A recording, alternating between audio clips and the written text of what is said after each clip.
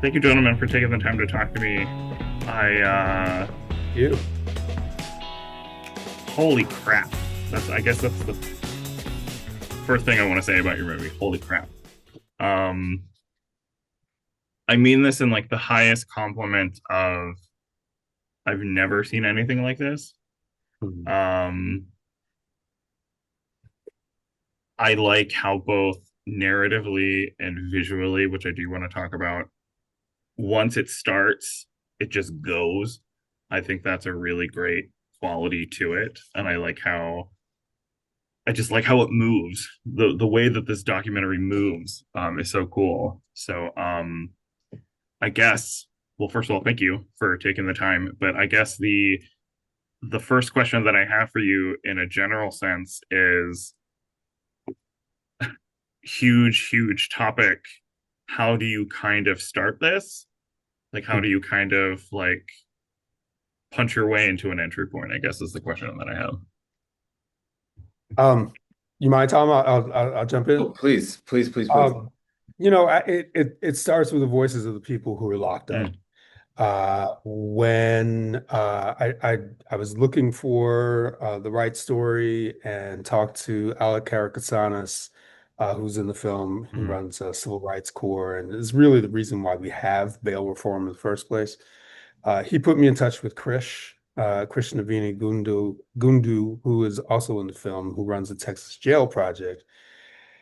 And, they are a group of private citizens mm, who field phone calls from people in jails across Texas because the representation there is not up to snuff. And people are so desperate to get help that they started this listening project, and they have a ton of letters and phone calls and access to humans who are mm, inside, who've gotten out recently. And when I saw the letters and heard some of the phone calls and talked to Krish, we knew we had a story, and we knew mm, we had something that was going to be difficult to access, um, but that we felt like we had to do, and we had to do in a very creative way.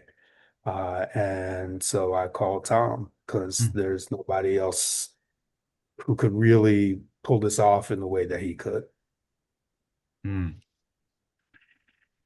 Yeah, I guess the kind of like, that wow reaction that I have is just kind of not only are you telling the facts of this story, but also the musical element to it. And then also on top of it, the visualization of it. The visualization is so beautifully tied to um the plight of a lot of people. Like I like Tom, that's something I did want to ask about in terms of like I mentioned movement. Um like the way things morph into each other. I just thought I was really blown away by like I wrote down some like the way that the porch of forgive me if this is incorrect, the porch of like the house of a plantation turns into the hallway with windows on it. And then the other image that the first time that I saw it, I paused it and went back was when you see the lines of men that turn into the stripes of the flag and the windows are the stars on the flag. So I guess Tom, if you can tell me a little bit about of keeping that kind of momentum moving visually, because I think that's one of the most striking things I've seen all year, honestly. Oh, thank you. No, it feels so good to it's so good to hear, I mean, you make something like this and it's you're putting your heart out to the world for them to, to step on or to appreciate. And so yeah, that it's so wonderful to hear. Um Yeah, everything was really driven by the lyrics and Mm, driven by Stu and Heidi's music, and of course Robe's direction. But the music is really how I, got these visuals to kind of come into place just listening mm, over and over to this soundtrack. I mean, I definitely, you know, went to Houston to see this jail, to see the main character of this story. But yeah, what really guided me throughout this whole thing really were the lyrics to this and reading all these letters from all these Mm, people and the pleas of all these people. Just like, I can't even imagine being in jail, waiting for your trial for some small thing that you either, that you are not convicted of yet, and you're waiting 19 months just for a trial, just to see whether you're guilty or innocent. So anyway, well, so back to the movement. So yeah, the lyrics really, really did. I mean, it guided all these things because when Robe came to me with this project, we pretty much had the soundtrack more or less done, and so I was able to kind of take my cues from from the music, from these beautiful lyrics that's doing mm. hike. I have to say something that I both times that I've seen it now. I don't think this is necessarily a question, but maybe Rob, you can tell me about how this is used throughout the direction with the music.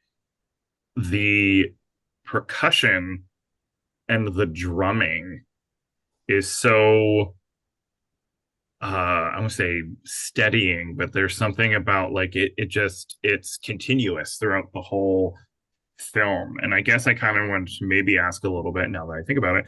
Um, in terms of it being like sustained music throughout the whole thing.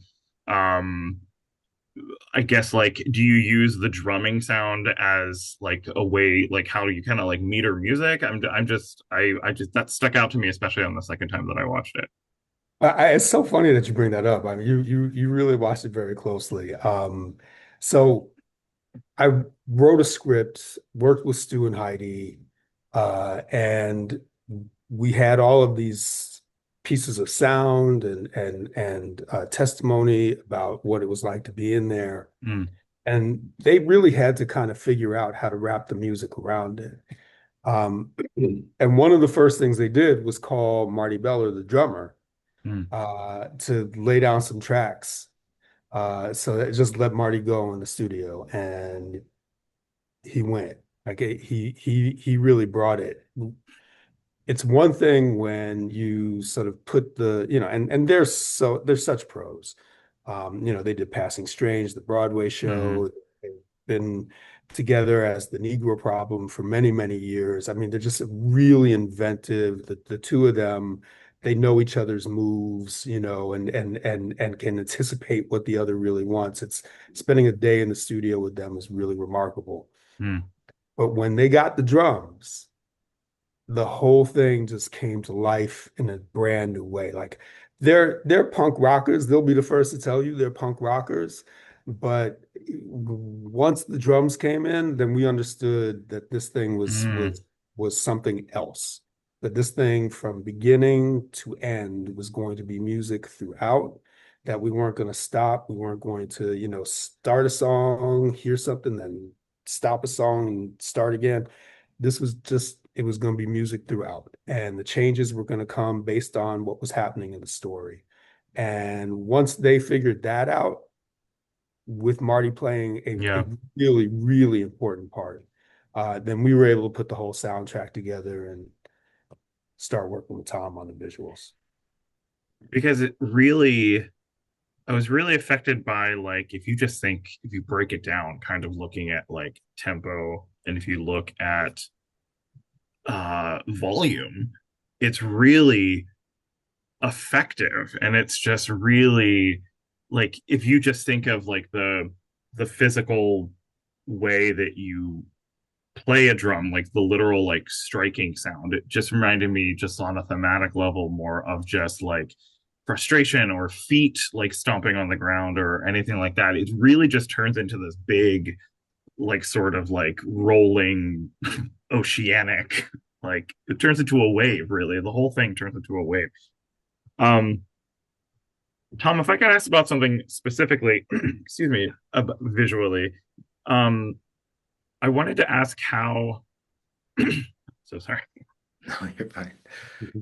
um the color orange, obviously I was thinking of a prison uniform. I was thinking of like fireflies at the end. I was thinking of fire. I just really was curious about how you kind of incorporate one specific color but keep it varied throughout the whole film, because that's something that really catches our eye, but it's different throughout the whole movie. Thank you. Yeah, yeah. Well, thank you for catching that. It's amazing to talk to somebody that's noticing these little things. It feels, yeah, it feels very affirming. Thank you. Yeah, so the orange is definitely like jumpsuit orange, Yeah. and in this film of lots of black and white and grays and smoke, the orange really is. That's exactly. It's like fire, kind of like I mean, and a lot of this, as I was creating it, it's fire, it's danger, it's alert. Hmm. And so kind of the fireflies you see at the end, that's the COVID-19, right? That's this kind of dangerous thing. And the letters are kind of cries for help, that they're in danger. And so that we really wanted a color that's just going to reach out and grab the viewer of Hmm. all this kind of monotone. And then here's this thing we want you to kind of pay attention to.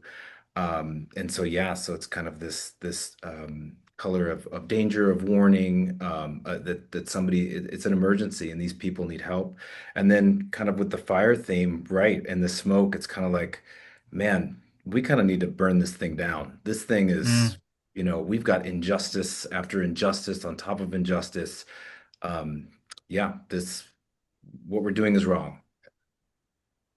Yeah, the burning it all down, the originally when I thought to myself, I was like, oh, like firefly color, like there's such a desperate hope trying to like really punch through, but then when I realized that sort of embery quality, it really took my breath away. Something just generally, I think there's like a really haunting quality to see like embers on the wind being carried through. So that, yeah, that really stuck out to me a lot. Oh, thank you. Thanks for noticing that. That's Of awesome. course. Um, I guess I wanted to ask also about, I think it's so not crazy, but like the way that we think about the pandemic, we're only 5 months, 5 years away from the start of the pandemic, and yet we are still hearing how people are being affected by it. And I guess, Robe, I wanted to ask about, the situation and the statistics speak for themselves, and it's so heartbreaking and dire already. But then when you put on this element of introducing like this is what happened during the pandemic and we're still feeling the repercussions of that, like that one gentleman who said that he was in his solitary confinement for I think 36 or 38 hours, and it's really it's I thought literally when I watched it the last time, I thought about the size of the room that I was in, and I thought Yeah. about like I'm literally in a closet right now, but I mean like if you shut the door and I couldn't get out. So I guess I kind of wanted to ask about um opening the door to that chapter of the story, and I guess like I don't say how careful you had to be with that, but just like putting another element on top of everything else that we've heard so far. Pandemics change societies, Hmm. and nothing is the same in the aftermath of them. We all have to make adjustments, and Yeah. this goes back, throughout history. And for us, I felt like that was the moment that the jail hasn't recovered from. They started shipping people out. They haven't. I mean, actually, last week they brought 300 people back, or they Mm. they promised to bring 300 people back from Mississippi.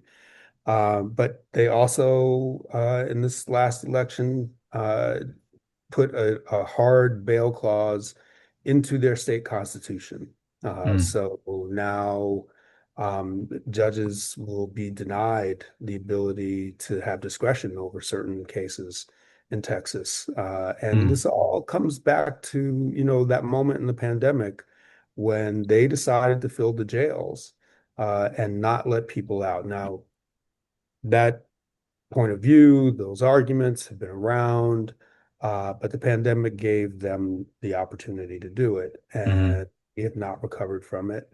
And, I think we're seeing in many ways, around the country right now that we're still living with the vestiges of the pandemic. And I think it's not a coincidence for many people that, this 25 has been the hardest year or a really challenging year. We're all getting, a crash course in due process and other rights right now. Hmm. And it's been, one of the hardest years since, I don't know, 2020. Those things seem to have something in common. Uh, and it's just it is something that is still very much with us and that we clearly have not really dealt with. And Hmm. I think part of the message here, if there's a message to be taken away, is that, we've gotten really bad at dealing with things, and that's just not who we're supposed to be. Hmm. So the fact that, we have things like a constitution and the presumption of innocence and an Eighth Amendment, which doesn't start with cruel and unusual punishment, but starts with excessive bail shall not be required. Hmm. Uh, these are things that we've gotten away from and that we have solutions for, but we just are not choosing to pick them up. Mm. And while we choose to delay, people are suffering, and they're suffering very badly. Yeah. It does feel like in some respects when we think about the last couple of years that it just feels like, when I was in my teens or early 20s, I didn't think of, I could differentiate moments of time or number of years in my like own memory. But it does feel like so much of the last 5 years is just like this one big block. And it's just like we're all trying to, I want to get away from it so fucking badly. It Yeah. just feels, I was like, go away. And it's just like, I don't know, like if you think about something that's going on this year, last year, it all sort of comes back to talking about Hmm. leading up to 2020. I don't know. It's just, it's Does. kind of weird to describe. Yeah. And I Um, think part of the surreality of it really is captured by the animation, right? mhm, I mean, the fact that we had this music with these lyrics, and the only possible visuals that could match the complexity of Stu and Heidi's lyrics would be Tom's animation. mhm, And the weaving of those together create, I think, a sort of surreal way of telling a real story. mhm, And my hope is that, by telling it this way and not just reducing this to, are you for bail reform? Are you against bail reform? Because that helps nobody. yeah. But to look at the actual situation, of people inside through their own eyes and their own words, but also to hear it in an elevated way, to see it in an elevated way. I really hope that that would help us tap into the story a little bit more intimately, a little bit more personally. Yeah, because the use of texture and the use of color in here like this, it's so this could have been, a documentary with, very informative talking Mhm. heads, which is great. I'm sure a lot of people would would gain a lot of information, a lot of insight out of that. But the way this is approached, because it is so personal, because it is first account, and we are sort of using all of our senses all at one time to come into it, I think there is a sort of more baked in curiosity for the viewer, if that makes sense, because it is sort of like, and it's the visuals are so striking, and that sort of evolution of the images is so singular that it's a really good representation of how we may look at a problem or we hear about a problem, and as we get into it, the more complicated we think that it is, the more nuanced that it is, and it's visually changing in front of our eyes. That's something that I love about the movie. Is just it feels like we're seeing so much texture and so much evolution, and it's a sort of a different way to approach a problem. If that makes sense. Um, that's what I love about it. And it also the thing this movie is insanely well paced. Like it felt like 5 minutes long. Yeah. And I realized like, oh, it's over. It's 20 Too kind, minutes. Joey. You're making me feel good. No, You're making me feel good. that's what Thank I'm you. more. This actually is an interview. This is just me. Thank This you. is a self-esteem boost. I'm Set gonna do this every conference. week. Can we do this every Sure. week? Pencil it in. Yeah.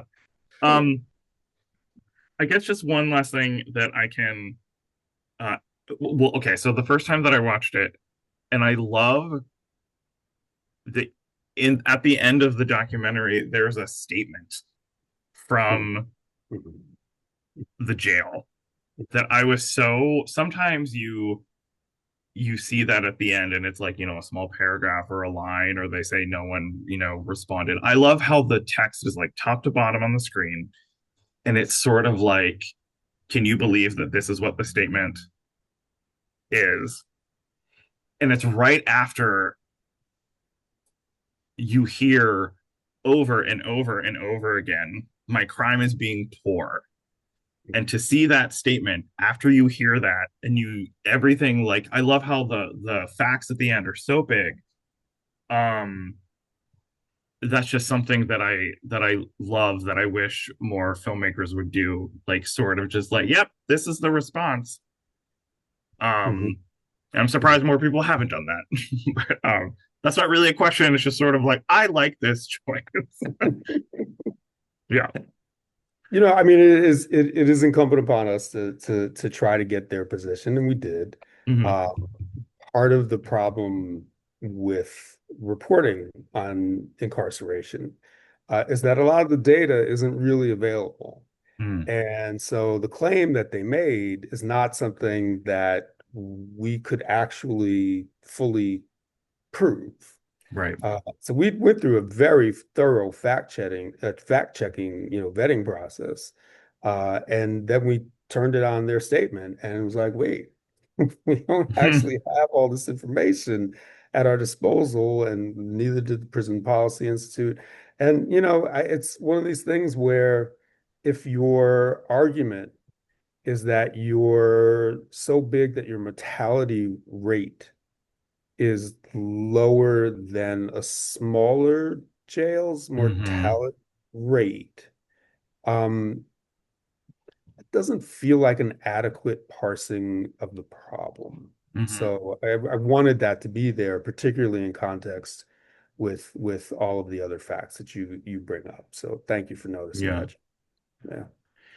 And also, I have to say that I remember seeing that moment with Better O'Rourke. I remember that, seeing that on like online or something. And it's sort of like the way that the animation also shows that what the top three mental health facilities are prisons. And it makes me think about how, again, since the last 5 years, we've talked a lot more about mental health, and we feel like we have come like a long way. But it was like, but if you look at how certain things are going down, like there's still a shit ton of work to do. And it's sort of like you look at the bar graph, it's like, this is so not right. It's not right. It's so messed up. Yeah. Um, Well, thank you, gentlemen, so much for your time. I could probably talk to you about this movie for hours. Um, Again, if you need a gush fest, hit me up. Um, I think it's so unique. Again, I haven't seen anything like it, so I'm really rooting for this. I really hope it goes far. So thank you so much. Thank you. You, It thank really, you. Thanks Yeah, so much for taking the time, and it's so good to hear this. Thank you so much. of course.